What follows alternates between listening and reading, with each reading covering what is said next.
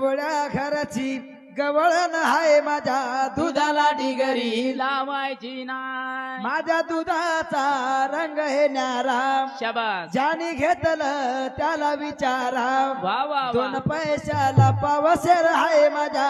दुधाला डिगरी लावायची नाय माझ्या दुधात